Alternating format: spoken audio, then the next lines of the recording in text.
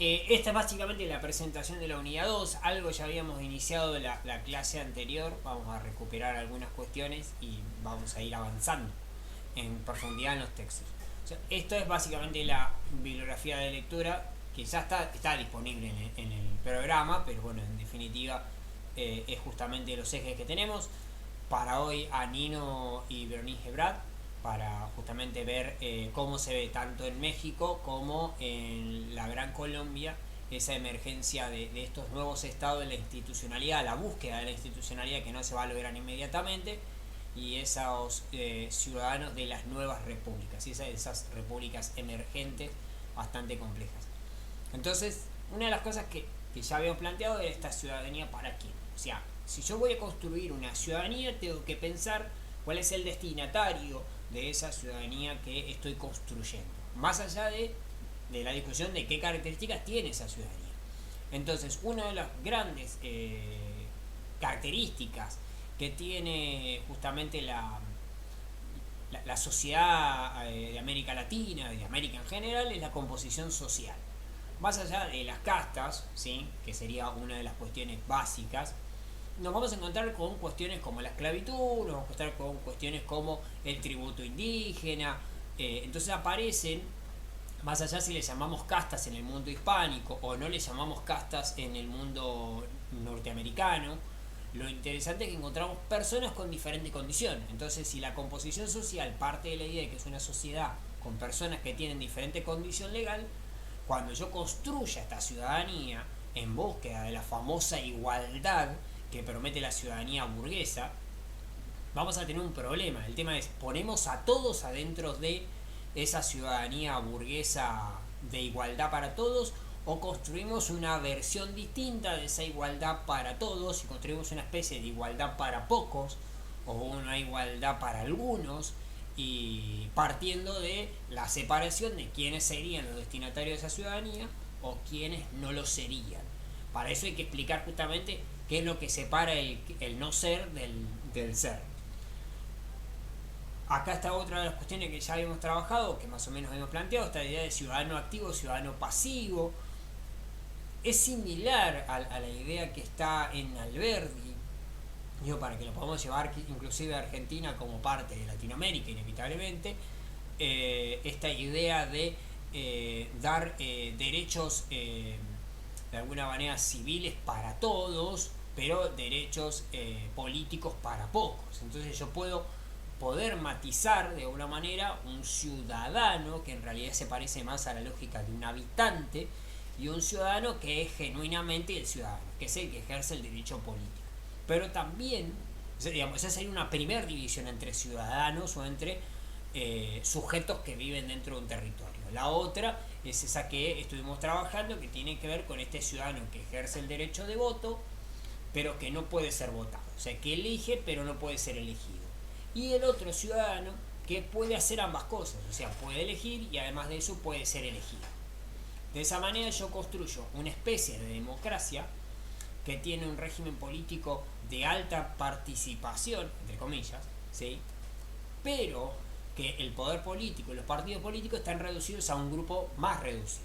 Entonces yo tengo un conjunto social que es relativamente mayor, que va a poder hacer uso de su voto, ¿sí?, pero que a la hora de elegir no puede ser elegido, no forma parte de alguna manera del poder político, no forma parte de los partidos políticos, está afuera de ellos y solamente aparece como sociedad civil, votando, digo, para usar algunos conceptos típicos de Gramsci o de Marx, esto de una sociedad civil. Si es una sociedad civil que lo que hace es refrendar ese pacto social de ir y votar, ¿sí?, y después aquellos ciudadanos activos que tienen el derecho a ser elegidos serán justamente estos elegibles, ¿sí?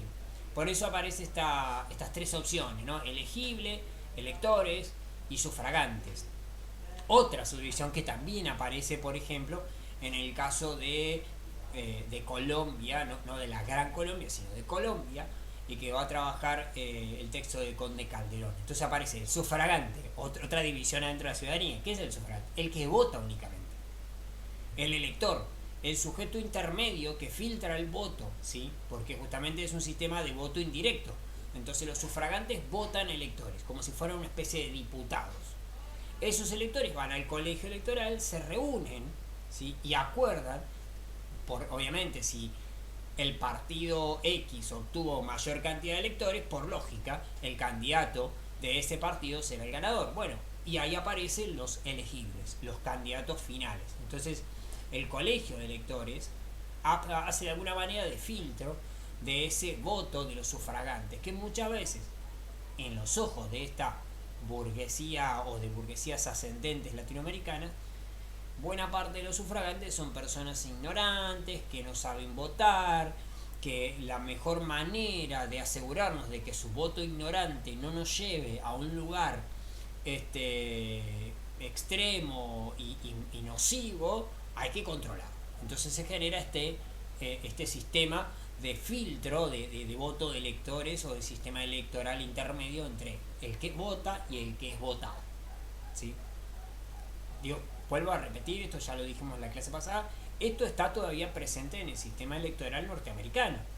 Hasta hoy, ¿sí? Hoy en Estados Unidos todavía se elige con un sistema de electores en proceso intermedio que le da cierto grado a veces de inestabilidad, de alguna manera de poco transparente al sistema electoral. No lo digo yo, sino que les ha generado en las últimas 3 elecciones grandes problemas en la zona de la Florida.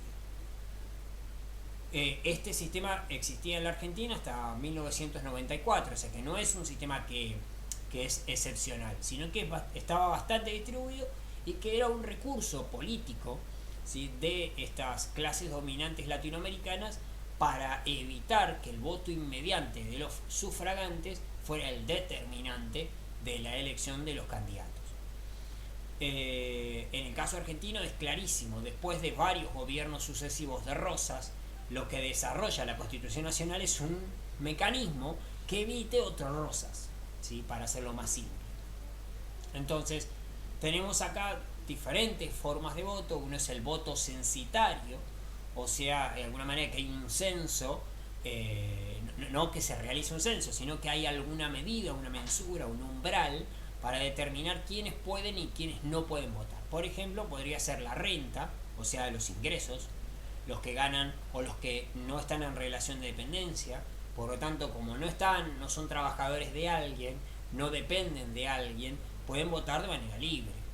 Eso significa que la mayoría de los trabajadores no vota, ¿sí?, automáticamente. Entonces, eso sería una forma desde la renta de decir, bueno, el voto es universal para aquellos que no están en relación de dependencia. Entonces aparece como universal, pero no lo es. Después aparece esta lógica de alfabetización que ya la habíamos planteado, que tiene que ver con que votan solamente los que saben leer y escribir. Esa es otra de las opciones de alguna manera limitar la participación desde un modelo legal. Entonces, eso puede significar a veces, en el caso, por ejemplo, de Chile, parece que es un sistema censitario que restringe la participación. Sin embargo, en esa coyuntura, Chile tiene una masa importante de personas que saben leer y escribir, por lo tanto, si tiene un detalle no menor el hecho de que sea la alfabetización masiva. Denme un segundo. Entonces, la otra y la última opción es justamente el voto censitario basado en el domicilio. En principio parece una tontería, ¿cómo voy a separar por el domicilio? Bueno, de esa manera yo restringo el voto campesino. Entonces, solamente votan, por ejemplo, los que viven en una ciudad. Solamente votan los que tienen domicilio en el pueblo. Entonces, yo tengo que demostrar domicilio para votar. También, en el caso argentino, entre 1820 y 18... Sí, casi, no voy a poner las manos en el fuego, pero me arriesgaría a decir que durante el rosismo también, visto que hay mucha población transeúnte, o sea, personas que hacen trabajo golondrina, la determinación del domicilio es una manera de voto censitario para saber que no votan personas o que no traen personas a votar de otras provincias. Entonces yo necesito tener en el vecino, que es el que tiene casa poblada, o el domiciliado, o sea, una persona que se ha venido a vivir al pueblo, pero que hace un tiempo relativamente amplio, todos saben que vive en la estancia de tal, por lo tanto tiene un domicilio determinado, por lo tanto puede votar. O sea, esto de el voto censitario por el domicilio lo que hace básicamente filtrar la posibilidad de personas migrantes que puedan venir a votar no siendo habitantes cotidianos, por decirlo de una manera, del lugar donde se está realizando la elección. Eso es también una opción de esto de cómo restringir la participación de cualquier persona, ¿sí? Bien, después tenemos este sistema de voto amplio, que es todo habitante significa cualquier persona que habite el territorio tiene acceso al voto. También esta opción que teníamos en Verónica Gebral, que es el de portar armas, toda aquella persona que porta armas y que ha defendido a la patria tiene derecho a acceder al voto. Eso significa que no tiene que ver con el nacimiento, no tiene que ver con la renta, la alfabetización, solamente con el objeto de haber defendido la patria. O sea, la ciudadanía no se otorga, sino que se adquiere, que es diferente, que es lo más interesante en este mecanismo de portar armas. Es esencial poder entender eso, ¿sí? O sea, la ciudadanía, ¿sí?, no viene dada por el nacimiento, sino que se adquiere, o sea, se gana en la lucha en defender a la patria, ¿sí? No la otorga el Estado, no la otorga un gobierno, sino que uno se la gana por los hechos de ser un patriota, llamémoslo así. La otra opción, que sería cuasi la contraria, que es el voto amplio basado en el nacimiento. O sea, yo soy nacido en este lugar y por el solo hecho de haber nacido en este lugar accedo, ¿sí?, a la opción de voto. Es similar al del domicilio, pero está básicamente estructurada en el nacimiento como situación que me permite acceder a la participación. Después digamos, de tener quiénes son los que votan, tenemos esto que habíamos planteado entre elegibles, electores y sufragantes, que es si ese voto es un voto directo o es un voto indirecto. Algo que, vuelvo a decir lo mismo, esto les puede llegar a servir en algún momento cuando trabajen con política de ciudadanía, con construcción de la ciudadanía, con trabajo de ciudadanía. O sea, esto es todo cómo se organiza un régimen político. ¿Por qué? Porque estamos justamente en un momento donde estas sociedades están tratando de reorganizarse, pasar de un modelo de monarquía pseudo absoluta, ¿sí?, o sea, la famosa monarquía compuesta hispánica, a un sistema que evidentemente no va hacia una monarquía, no ha logrado consolidarse un modelo monárquico, y entonces vamos en búsqueda de un sistema de democracia representativa, que eso también es el otro eje. O sea, se busca una democracia representativa. Entonces el tema es si ese voto va a ser directo, o sea, a simple mayoría, o sea, el que más votos tiene gana, o si esa votación va a una instancia intermedia de colegio electoral, donde es el colegio electoral el que determina, de alguna manera, el vencedor final de la elección, ¿sí?, luego del conteo de los sufragios. La otra cuestión de la ciudadanía es si se va a constituir en tanto república, en tanto democracia, en tanto monarquía constitucional, que es una de las cuestiones que ya hemos mencionado en otro momento, y si eso va a revocar o va a caer en un presidencialismo, ¿sí? Lo hemos mencionado, América Latina en su absoluta mayoría, y América en realidad, ha caído en el presidencialismo, ¿sí?, por la fuerza de la monarquía anterior, de alguna manera, y también por la fuerza de los hechos, ¿no?, por la crisis que produce el proceso revolucionario. Entonces, el resultado termina siendo repúblicas con estructuras democráticas, digo, repúblicas en este caso solamente en términos de división de poderes, ¿sí?, no en términos de república como órgano participativo de la voz pública. Digo, no pasa por ahí. Es la república por división de poderes, es bien del modelo burgués europeo, es lo que está en boga. Democracia de característica representativa, o sea, no una democracia directa. Todo eso son detalles que van a armar modelos, básicamente, de regímenes políticos en casi toda Latinoamérica. Y definitivamente con una estructura de tipo presidencialista. ¿Por qué el presidencialismo? Porque el presidencialismo tiene la característica de tener un poder ejecutivo fuerte, pero que de alguna manera está condicionado por el accionar de los otros dos poderes. Por lo tanto, es muy similar a una monarquía constitucional, con la diferencia que el sujeto que gobierna es revocable y es renovable. O sea, se puede quitar y se puede cambiar. Entonces, de ahí en adelante, una de las cosas que va a plantear Anino y que a nosotros nos interesa que se entienda de Anino es justamente el problema de la gobernabilidad. O sea, es un concepto que es muy útil para poder comprender en qué consiste la crisis, porque la crisis hegemónica que se produce básicamente en las teorías más eurocéntricas o eurocentristas entienden que la crisis hegemónica está vinculada a la ausencia de un poder real. O sea, la eclosión que produce la monarquía hispánica aparece como el gran motivante para la crisis. Sin embargo, una de las cosas que podemos encontrar leyendo a Anino es que justamente no solamente es la crisis el problema es después cómo se hace. Entonces, reconstituir, ¿sí?, una estructura de gobernabilidad que además de eso tenga cierto grado de legitimidad, ¿sí?, le va a costar muchísimo, en el caso particular a México, pero también en general a toda Latinoamérica. ¿Qué es la gobernabilidad? Básicamente esta capacidad de hacerse obedecer utilizando la violencia como último recurso. Entonces, cuanto más capacidad yo desarrolle de hacerme obedecer en tanto gobierno, más desarrollaré mi capacidad de gobernabilidad. Entonces hará más o menos gobernable un territorio en base a la capacidad de obediencia que tengo en ese territorio sin usar la violencia. Pero en paralelo, esa gobernabilidad tiene que cobrar cierto grado de legitimidad, que no quiere decir lo mismo. La legitimidad es el uso aceptado del poder.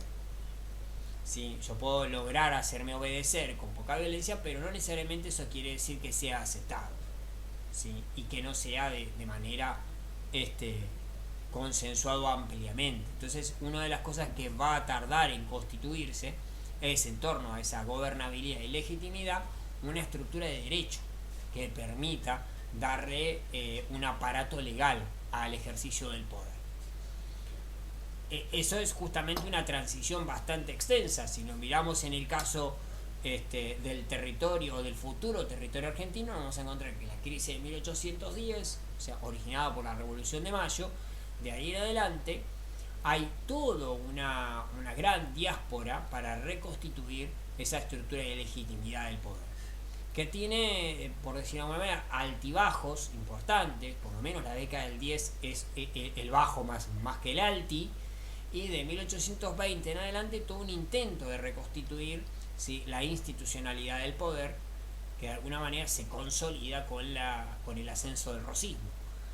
De la misma manera, nosotros podemos encontrar en diferentes países de Latinoamérica comportamientos similares.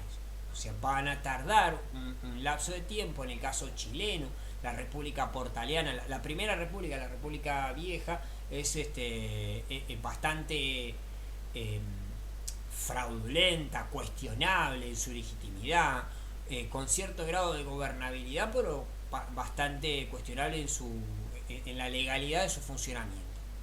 Una vez asumido Portales al gobierno, de ahí en adelante se inicia el proceso de construcción, ¿sí?, de una estructura legal mucho más sólida.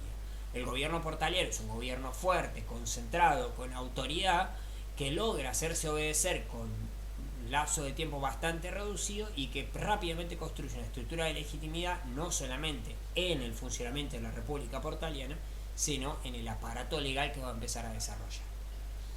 Similar le pasa al caso paraguayo, que rápidamente logra resolver eso, ¿sí?, generando una dictadura suprema en las manos de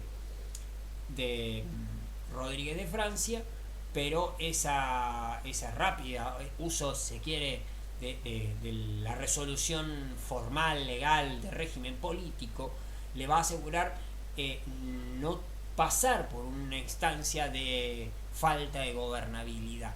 Entonces, rápidamente Paraguay va a reconstituir esos lazos de gobernabilidad y de obediencia con sujetos que ya eran evidentes o estaban destacados en la política local antes. Por lo tanto, no se genera una crisis hegemónica, una crisis política de gran envergadura. Por lo menos no lo hace hasta la Guerra del Paraguay, donde el ataque de sus países, de los países vecinos, va ahora sí a deteriorar el régimen político paraguayo. Entonces, una de las cosas que entonces marca acá, se puede marcar eso, este problema entre el derecho positivo universalista, que ya habíamos planteado en otro momento, en sociedades donde el derecho hispánico jurisprudencial y plural va a tener una serie de choques, de colisiones, porque el derecho positivo es universalista, tiende a extenderse a todos de manera supuestamente igualitaria, o debería serlo así, mientras que venimos de un derecho hispánico de características jurisprudencial y plural, que tiene la característica de que a cada uno le cabe un modo de derecho, una forma de derecho, ¿sí? Entonces, si bien existen privilegios en el derecho hispánico jurisprudencial y plural, esos privilegios no solamente se reducen a los sectores dominantes, sino también que ese privilegio, o sea, leyes privadas, están ajustadas a cada una de las castas, a cada uno de los sectores de la sociedad, que nadie quiere perder por las comodidades que le puede reportar, más allá de todos los dolores de cabeza que también le puede generar ese derecho jurisprudencial. Entonces, la transición entre un derecho de carácter plural y un derecho de carácter universal va a ser bastante complejo.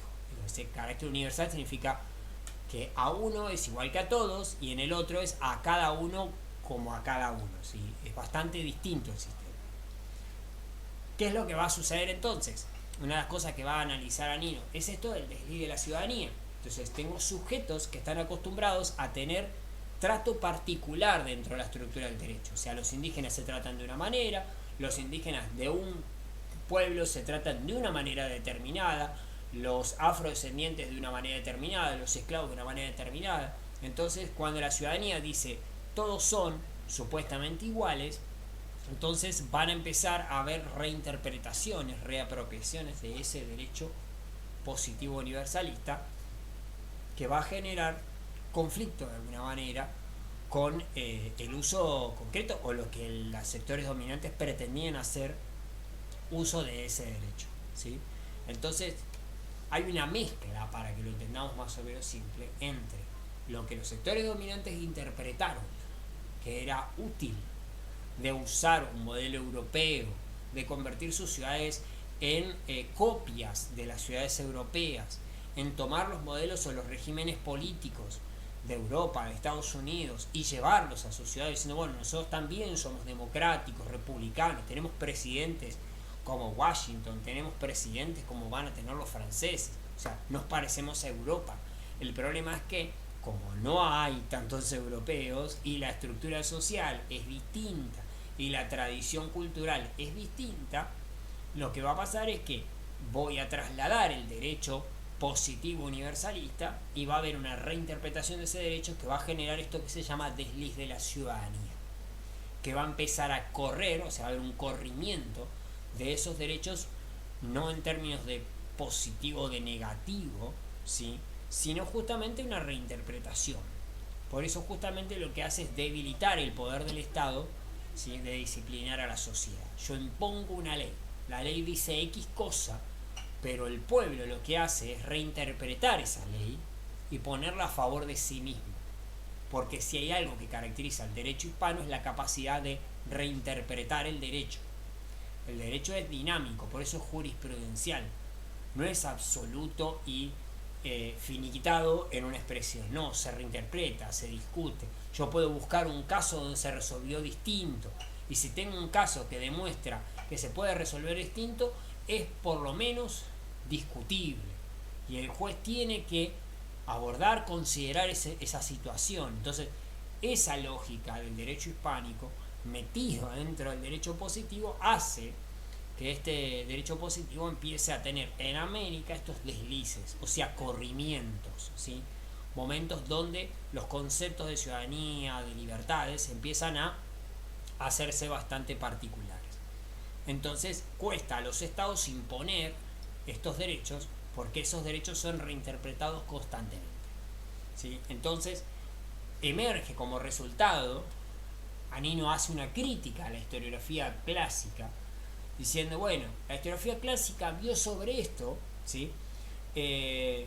Un error, de alguna manera una actitud conservadora, reaccionaria, una falta de modernidad para poder cambiar estas sociedades latinoamericanas. Y Anino dice, no es así. Lo que sucedió es otra cosa. Lo que sucedió es una reinterpretación de ese derecho burgués, ese derecho liberal que estaba en boga, y se construyó un nuevo liberalismo, que no es el liberalismo europeo, es un liberalismo popular.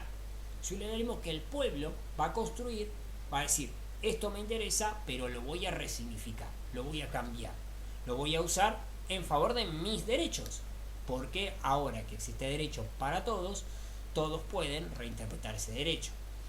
Entonces emerge ese liberalismo popular, que es un modo de liberalismo que no es el de las clases dominantes, sino que es un liberalismo de las clases más populares y que implica esta reinterpretación.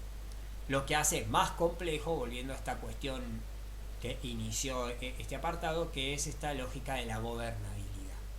O sea, hace más compleja la gobernabilidad debido a que la ciudadanía ha reapropiado ese liberalismo y lo ha llevado a esos lugares donde ni el propio liberalismo creía que podía llegar, ni siquiera los propios liberales, ¿sí? Entonces son liberales que se proponían algo y se encontraban con que los defensores del liberalismo llevan ese liberalismo a otro extremo. Por dar un ejemplo simple, yo podría pensar que el liberal era Moreno, que el liberal era Belgrano y que el liberal también era Mitre. Entonces, ¿qué liberales cada uno que no me parecen parecidos? Entonces, acá es algo similar. Yo voy a encontrar que el liberalismo llega de Europa, se asienta en estos lugares y estos lugares hacen una reinterpretación de lo que creen que es ese liberalismo y construyen un liberalismo nuevo, un liberalismo a la mexicana, ¿sí? Un liberalismo a la peruana. De hecho, por ejemplo, el liberalismo constituye en América Latina, salvo en Argentina, un partido político de carácter popular, de carácter republicano, más democrático. De hecho, el Partido Liberal de Paraguay fue el partido que siempre hizo frente popular con el comunismo. Entonces, no es el típico partido de la clase dominante. Es el partido de las burguesías ascendientes. Y el partido de las clases dominantes en América Latina va a ser el partido conservador. Va a terminar siendo el partido conservador. Esto lo vamos a ver en el texto de Conde Calderón, aparece más marcado. Entonces va a haber un enfrentamiento, en el texto de Penagos también, entre conservadores y liberales. Argentina no tiene un partido conservador. Es muy interesante. El Partido Autonomista Nacional no emerge como partido conservador, se llama Autonomista Nacional. Y es una alianza entre el Partido Nacional, que está fundado por el padre del liberalismo argentino, y el Partido Autonomista, que se supone que es el rival de ese padre del liberalismo. Entonces se juntan los dos partidos enfrentados, entre comillas, podríamos decir que podría ser lo más parecido a Partido Conservador y Partido Liberal, se juntan y hacen un solo partido. Es casi, como diríamos en el México, la fundación del Partido Revolucionario Institucional, o sea, el PRI. O sea, es instalar un partido único sin decir que existe un partido único. Entonces, el caso argentino por eso hace difícil entender qué es el liberalismo. En América Latina, en su gran mayoría, el liberalismo está asociado a lo popular. Los liberales son modernistas, son burgueses, van a defender esto del derecho positivo universal, de la igualdad entre las personas, mientras los conservadores, lo vamos a ver en otro texto, van a aparecer con mucha más fuerza con la idea de que la sociedad tiene una estructura de órgano natural, entonces si las clases dominantes dominaron es porque es natural y las otras sociedades están hechas para trabajar porque su propia condición físico, biológica, fisiológica lo lleva a hacer eso. lo vamos a ver más adelante, pero con mucha fuerza, por ejemplo, para los conservadores, el pobre es ignorante porque es natural que lo sea, entonces hay que protegerlo porque es menor, porque no tiene la condición, nunca va a llegar a entender, mientras que los sectores burgueses liberales tienen una apreciación parecida, con la diferencia que creen que por medio de la instrucción, de la educación, pueden, ¿sí?, llegar a la complejidad de lo otro. O sea, parten del mismo concepto de que los indígenas, los esclavos, no tienen la capacidad total de poder entender esto de lo que es la ciudadanía liberal, moderna, burguesa. Pero unos creen que casi que nunca van a alcanzar a comprenderla y otros creen que con cierto grado de educación se puede lograr. De alguna manera eso para los conservadores hace que los liberales tiendan a la anarquía, al caos, quieren hacer cosas que es imposible, mientras que los liberales creen que los conservadores son trogloditas, atrasados, que no entendieron que el mundo cambió. Bien, eso igual lo vamos a trabajar con más tiempo. Finalmente, lo que tenemos esto es que algo muy característico de México, digo, bien concreto de México, es esto que ya lo había explicado, que son estas actas de adhesión, la escritura de un plan y un levantamiento militar. ¿Qué era esto? Básicamente nos encontramos que en esta lógica donde el derecho, ¿sí?, liberal, positivo, permite a todas las personas manifestar su queja, su molestia, protestar, ¿sí?, ese derecho de protesta yo puedo manifestarlo como un acta de adhesión, una carta escrita donde yo me quejo de ciertas situaciones y reclamo ante el gobierno que se lleva adelante tal medida. Esto es un formato legal, es el formato que permite el derecho positivo.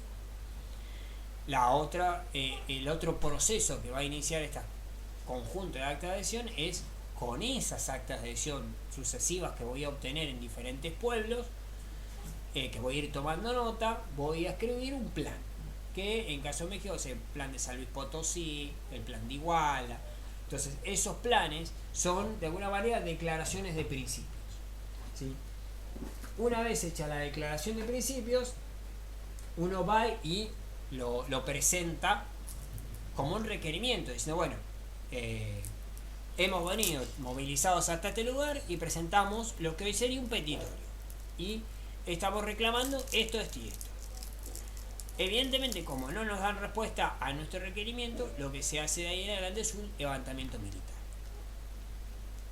El derecho popular, ¿sí?, a levantarse en defensa de la patria. ¿Por qué? Porque somos el pueblo y el pueblo es soberano. O sea, es la estructura básica del liberalismo burgués. ¿Por qué el liberalismo burgués levanta estas banderas? Porque básicamente son las banderas que va a usar en contra de la monarquía. El problema es que las instala contra la monarquía y las sostiene después de que la monarquía cayó, y en el caso latinoamericano eso va a generar grandes problemas de gobernabilidad, porque todo aquel que pueda reunir actas de adhesión, escribir un plan, aparece con cierto grado de derecho a hacer un levantamiento. Patricios o soldados que uniformen para el ciudadano, el hombre en armas en la construcción de la nación, Venezuela, primera mitad del siglo XIX. Fíjense que el arco temporal es amplio, la idea justamente es poder contribuir de ahí, no quedarse en estudio de casos chiquititos, sino poder ver en una propuesta un poco más amplia cómo se construye esto de patricio o soldado. ¿Por qué patricio o soldado? Vamos a una cuestión de definición más o menos simple que nos pueda ser útil para arrancar esta propuesta. Básicamente porque en el sistema de Hispanoamérica, o sea, de las antiguas colonias españolas, el único con derecho a portar armas es el patricio, aquel que es vecino, por decirlo más simple. En principio es el que podría portar armas y por lo tanto es el único con acceso al derecho de militar, y entonces ser vecino, ser militar sería igual a ser ciudadano en un futuro, no habría grandes diferencias.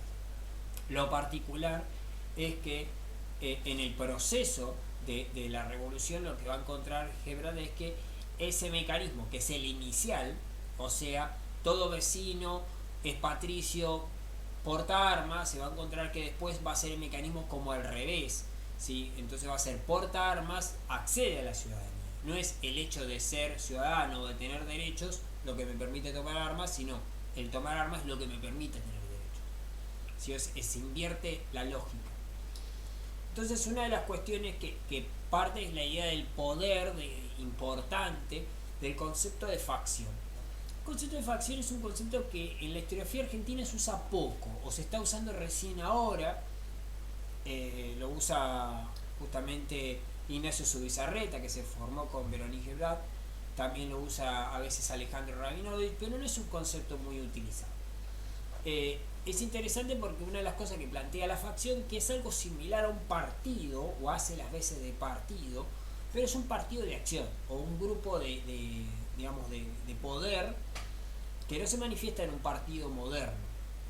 De alguna manera lo que nos sirve es entender que entre el partido moderno burgués que todos conocemos, que podría ser en el caso argentino la Unión Cívica Radical por excelencia, es el modelo del partido moderno burgués como debe ser, con una estructura institucionalizada, con una elección de sus propios candidatos, con internas, esa transparencia que tiene la Unión Cívica Radical es el hito, digamos, fundante de la política moderna argentina. Antes de todo eso, la estructura, incluso de los partidos, como el Partido Autonomista Nacional, es la lógica de la facción. ¿Cómo funciona la facción?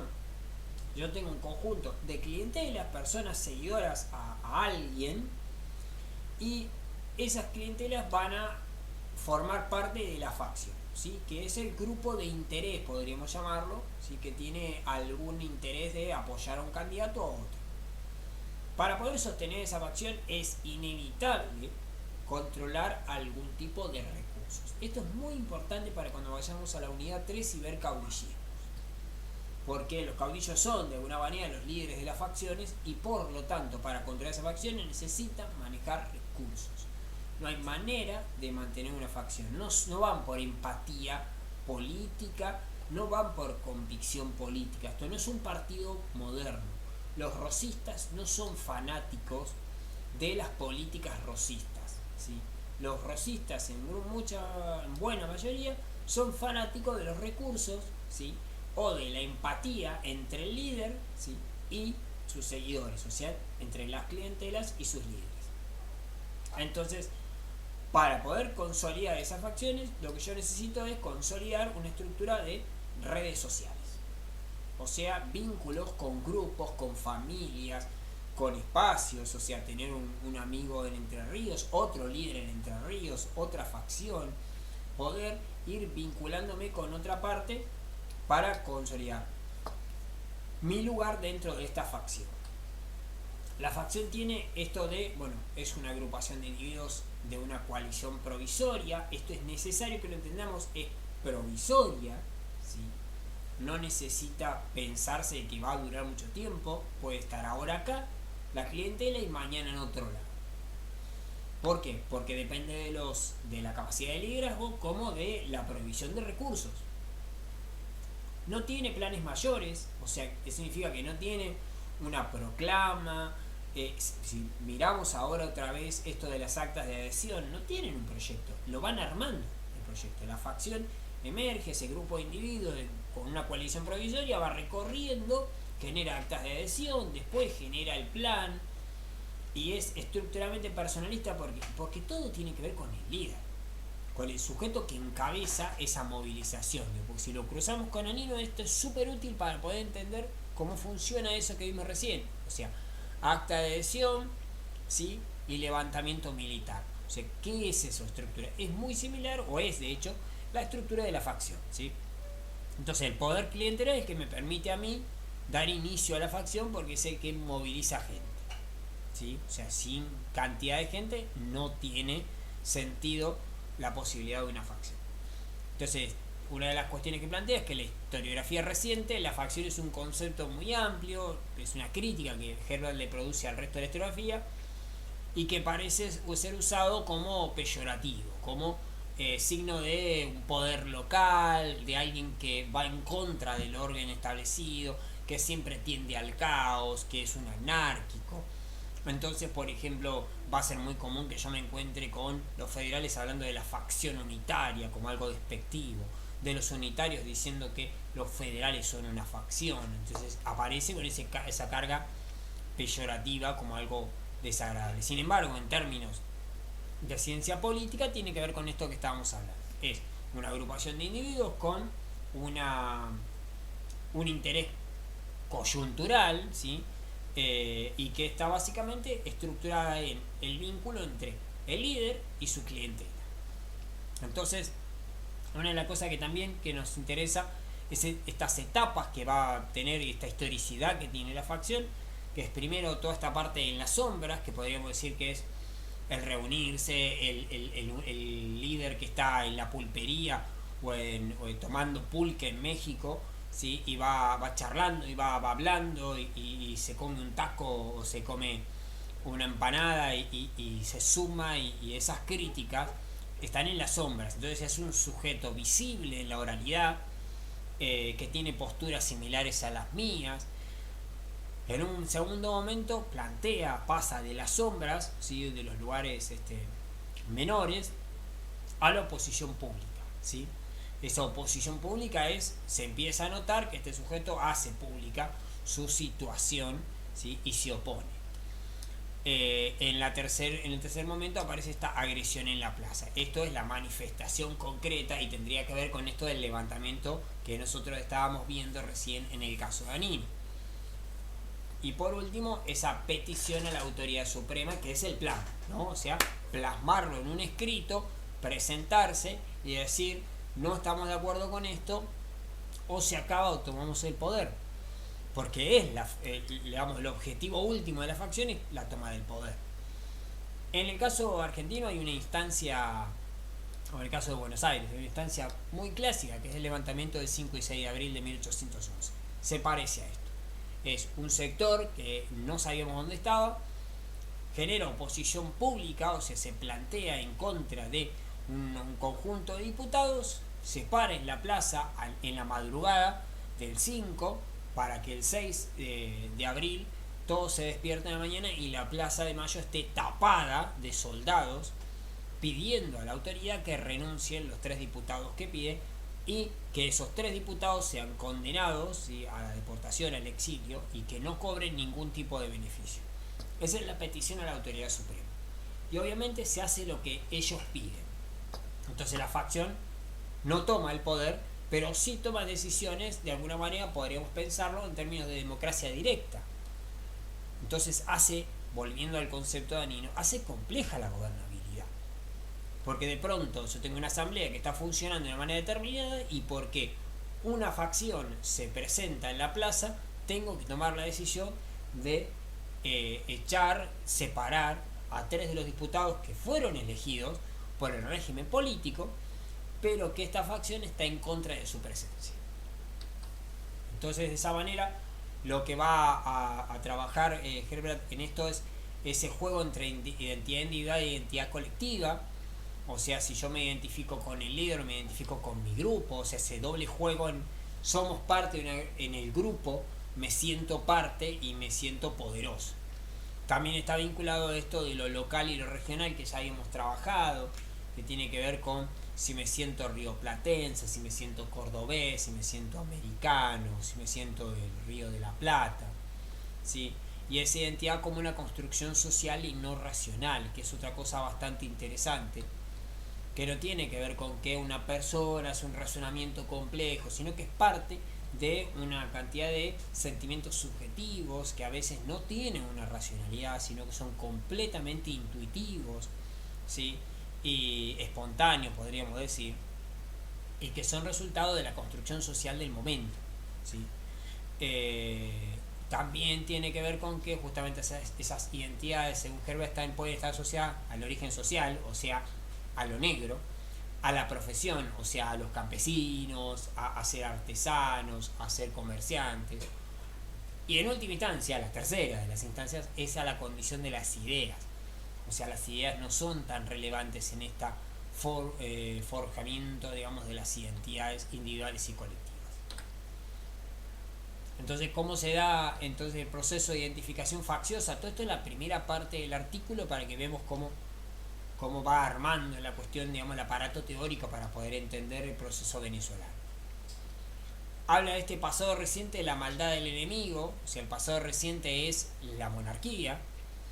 Entonces se construye una mirada al pasado. Fíjense otra vez el ejercicio de la mirada al pasado. Si la mirada al pasado, esto era malo, nos hacía mal, entonces a mí me construye como grupo el saber que nosotros nos juntamos porque no queremos volver a ese pasado que nos parece que es feo y que nos hizo mal. Entonces la construcción de la identidad facciosa otra vez aparece como emergiendo, mirando hacia el pasado, pero proyectándose al futuro, porque yo no quiero ser eso, y como no quiero ser eso, voy a cambiar mi presente para construir un futuro distinto. Pero solamente eso es por el medio de alcanzar el poder. Entonces la facción se construye mirando al pasado, proyectando un futuro en busca de hacerse del poder como única herramienta para cambiar las cosas. O sea, si yo pensase en ciencias políticas, tiene una mirada acerca del Estado de carácter instrumental. Creen que hacerse del Estado es tener el instrumento para poder modificar y proyectar al futuro de manera más acertada. Ahora sí, en concreto, sobre el caso venezolano. Entonces, una de las cosas que plantea es esto de que el ejército aparece como una promoción de ciudadanos leales, o sea, yo accedo al derecho al voto por defender a la patria, y un sufragio restringido, ¿sí?, con el acceso militar y la carga moral efectiva. ¿Eso qué quiere decir? Que yo básicamente tengo un sujeto que va a acceder a la ciudadanía por el hecho de portar armas. Pero eso también tiene una gran carga afectiva identitaria que veníamos trabajando en la unidad anterior, pero tiene una cuestión, que solamente el que accede a la cuestión militar puede ser acceder al sufragio. Por lo tanto, ese sufragio no es un sufragio que por principio, o sea, que por definición apunte a ser universal. O sea, no estamos diciendo, bueno, en Venezuela el sufragio es masivo. Es masivo en tanto y en cuanto yo porte armas. O sea, si no puedo portar armas por X motivo, no accedo a la ciudadanía. Entonces, eso automáticamente excluye a una parte de la población. Pero a veces hay que poder medir las dos cosas. O sea, cuál es el aparato formal legal por el cual yo accedo a la ciudadanía, y después cuánto representa eso en la materialidad de los hechos, ¿no? El aparato formal legal es aquel que porta arma puede acceder a la ciudadanía. Eso significa que está restringiendo a aquellos que no la pueden portar al arma, o que deciden no portar el arma, que también es la opción. Sin embargo, si después yo miro en hechos materiales y concretos cuántos son los que son movilizados con armas, me voy a encontrar que quizá son muchos dentro de la sociedad. Eso significa que si bien parte desde lo formal y legal con una lógica restrictiva, o sea, todos aquellos que portan armas únicamente, acaba por ser bastante universalizante en tanto y en cuanto son muchas las personas que se suman a portar armas.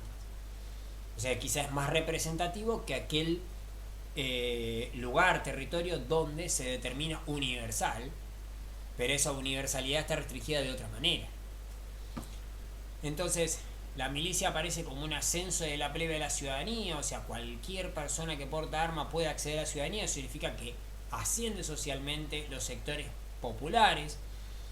Entonces aparece esta cosa de, dice, en 1818 yo encuentro que un soldado, ¿sí?, accede a la ciudadanía por el medio de armarse. En cambio, en la Constitución de Cúcuta lo que aparece es que ese soldado ya es ciudadano por definición. No hay un acceso, es automático, ¿sí? Y todo el que porta arma inmediatamente accede a la ciudadanía. No hay un proceso de cambio, no hay un tiempo de servicio. Eso es lo que va a acabar generando, y que esto es bastante lógico y esperable, digamos, como el efecto colateral, es que hay una confusión entre poder político y militar. ¿Por qué? Porque es muy simple controlar los votos de los ciudadanos si soy capitán, teniente, coronel, general del ejército. O sea, soy su sujeto, volviendo a la lógica de la facción, soy sujeto visible, soy con el que generaron una relación moral afectiva, y es muy factible que me voten a mí. Entonces, esa cercanía entre la estructura política de régimen democrático, de poder fuerte que Bolívar va a desarrollar, va a estar muy asociada con la estructura militar. Entonces no está muy separada la lógica del poder político con la lógica del poder militar. Quizá es muy extensa la comparación, pero es muy similar a la lógica entre el Partido Comunista Soviético y el poder político de la Unión Soviética. O sea, esa estrechez que hay entre ambos es muy similar a esta estrechez entre poder militar y poder político. Porque justamente la fuente de la ciudadanía está en la milicia. Y si la fuente de la ciudadanía está en la milicia, el poder político es casi, de alguna manera, un espejo de esa estructura militar.